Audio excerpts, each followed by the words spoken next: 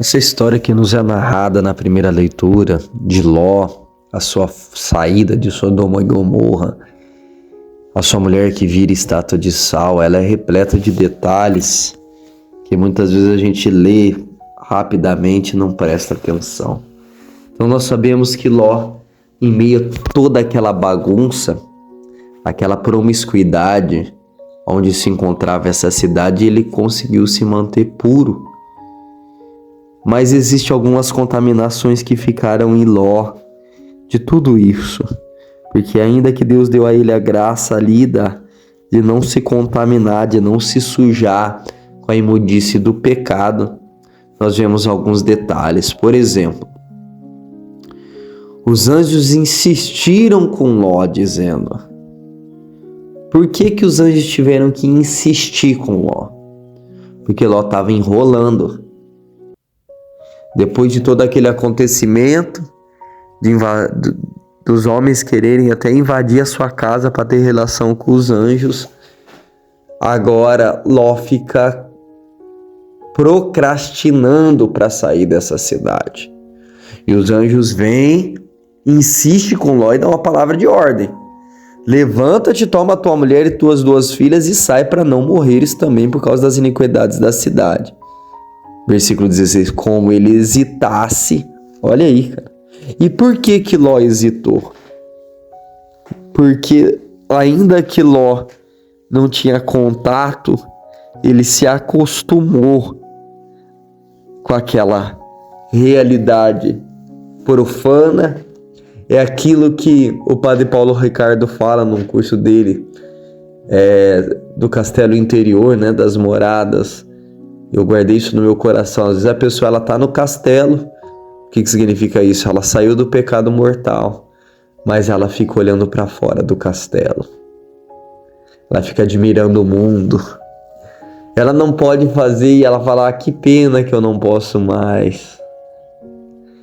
Então, Ló, por mais que ele estava numa vida agradável a Deus, ele acostumou a olhar, admirar a sensualidade, admirar a farra, admirar a bagunça, a ponto dos anjos que tinham uma ordem de Deus de deixar a sua família, Ló, livre. Nós vamos ver no final o porquê que Deus teve tanto zelo com a vida de Ló. Os anjos tomam ele pela mão, a mulher e as 2 filhas, pois o Senhor tivera compaixão dele. Fazem-no sair e deixam fora da cidade. Então saiu de Sodoma e Gomorra. Qual que era a palavra de ordem? Qual que era o lugar para ele, né? O lugar para ele era na montanha. Foge para a montanha. O que Ló vai fazer? Ló ainda vai pedir para que Deus, na sua infinita bondade, coloque ele numa cidadezinha que tem ali do lado. Você vê como que o ser humano ele é terrível, cara. Como é difícil para o homem acolher a vontade de Deus. Então Ló, daquele jeitão dele, porque já tinha pegado a malícia daquele povo, e provavelmente era do mesmo germe que o brasileiro, que sempre quer dar um jeitinho para tudo. Ló vem com a sua conversa fiada. Os anjos dão uma ordem, né, para eles, não olha para trás, né, salva a tua vida e não te detens em parte alguma desta região, mas foge para a montanha se não quiseres morrer. O que acontece? Ló responde, não, meu senhor, eu te peço, o teu servo encontrou teu favor e foi grande a tua bondade, salvando minha vida, mas receio não poder salvar-me na montanha, antes que a calamidade me atinja e eu morra. Eis aí perto uma cidade onde poderei refugiar-me, é pequena, mas aí salvarei a minha vida. A misericórdia de Deus. E ele lhe diz, pois bem, concedo-te também este favor, não destruirei a cidade de que falas. O que acontece? Por que a mulher de Ló, ela olha para trás, cara? Vamos além, vamos nas entrelinhas agora, vamos naquilo que que precisa de questionamento, que precisa fazer a nossa mente pensar para que haja uma meditação mais profunda. O que fez com que essa mulher olhasse para trás? A curiosidade, o coração dela que ainda estava naquela cidade, o que ela teve que deixar lá, que não deu tempo dela carregar, era uma roupa, era um objeto, era o que, meu irmão? O que faz com que a gente também vire estátua de sal? O que significa isso? Morra espiritualmente. Olha o que esse povo tocou. Olha o nível de graças que eles receberam. E essa mãe, essa esposa, como Eva, lá atrás, que não foi uma mulher segundo o coração de Deus, agora ela recebe a maldição de Deus, o castigo de Deus, por culpa do olhar. Aqui nós vemos um pecado venial, irmão, não um pecado mortal. E por causa desse pecado venial, essa mulher, há um tempo atrás eu pesquisava, cara, e parece que essa estátua de sal, ela existe até hoje,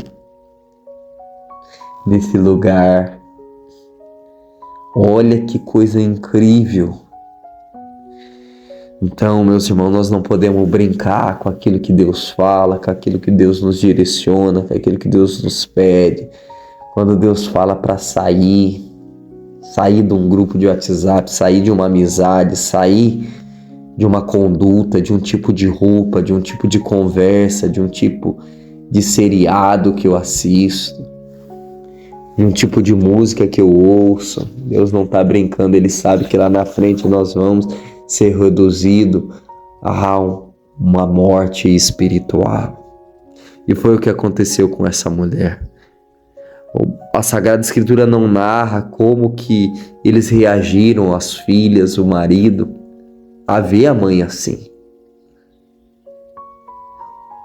Com certeza o temor e o tremor invadiu a alma deles, cara. A ponto deles dizer que com Deus não se brinca, de Deus não se zomba. Então, tem um detalhe aqui, o sol estava nascendo quando Ló entrou em Segor, que era a cidadezinha.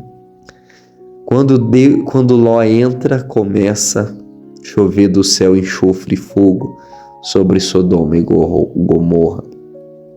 Toda a região é destruída, todos os habitantes das cidades, até a vegetação do solo, até o mato. Abraão levantou-se bem cedo. O homem de Deus, ele não acorda à tarde.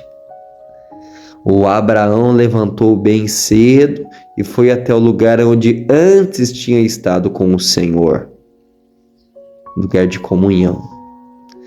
O quarto de oração. O lugar da intimidade. Olhando para Sodoma e Gomorra e para toda a região, viu levantar-se da terra uma densa fumaça, como a fumaça de uma fornalha. Mas ao destruir as cidades da região, Deus lembrou-se de Abraão e salvou Ló da catástrofe que arrasou as cidades onde Ló havia morado. Olha o zelo que Deus tem com o homem de Deus. Toda a história dos dois aqui é tio e sobrinho, por amor a Abraão. Por amor a Abraão, porque você vai vendo todos esses detalhes de Ló, você vai vendo que ele não estava tão bem na foto, não.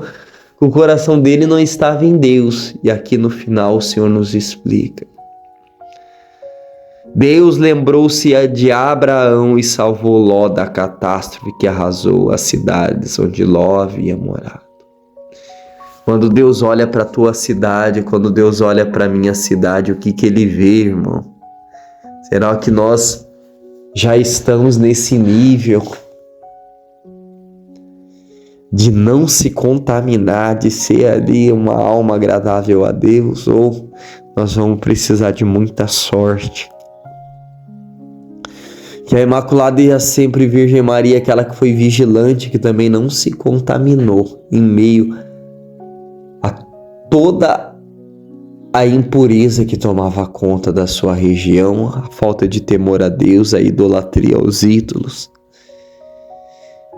Que a Imaculada interceda por nós nesse dia de desafios, de comunhão com Deus. Você que ouve esse áudio diariamente, faça o seu compromisso com Deus de estar atento à voz dele. E se tem algo impedindo você de ouvir com clareza a voz de Deus, peça essa libertação, expresse o desejo que você tem de ser mais íntimo da voz dele, da direção, da condução, porque você toma uma decisão de estar com ele, custe o que custar.